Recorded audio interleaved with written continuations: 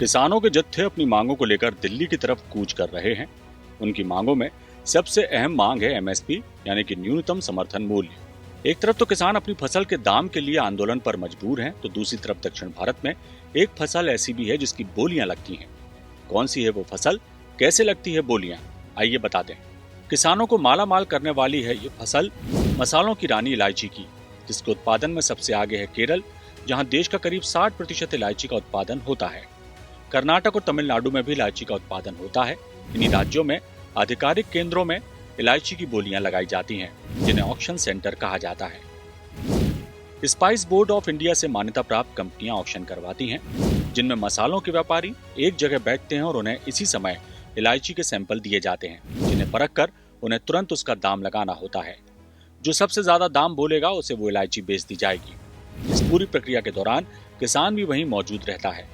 सब कुछ उसकी आंखों के सामने ही होता है। हफ्ते के 7 दिन किसी न किसी ऑक्शन सेंटर में ऑक्शन चलते रहते हैं। किसान किसी भी सेंटर में अपनी इलायची भेज सकता है।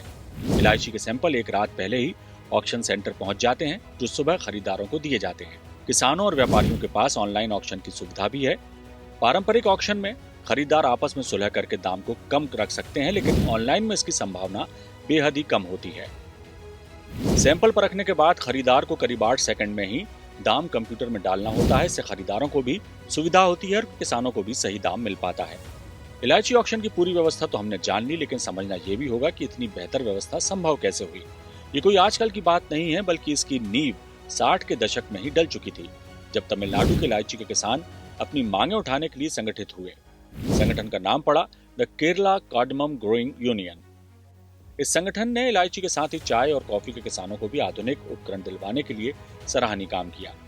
इसी संगठन ने ही जन्म दिया CPMCS यानी cardamom planters marketing cooperative society को, जिसने ऐसी व्यवस्था तैयार की जिसमें किसानों को न सिर्फ बिना किसी दलाल के सीधा खरीदारों तक पहुंचने के लिए एक मंच मिला, बल्कि ये भी सुनिश्चित हुआ कि किसानों को उनकी फसल का सही दाम मिल सके। यही व्यवस्था है ऑक्शन की। कुल मिलाकर सीखने वाली बात यह है कि संगठन में ही शक्ति होती है, और सवाल ये कि क्या सभी फसलों के लिए देश भर में ऐसी कोई व्यवस्था नहीं बनाई जा सकती, जिसमें किसान के पास सुविधा हो सीधा खरीदार तक पहुंचने की और फसल का सही मूल्य हासिल करने की।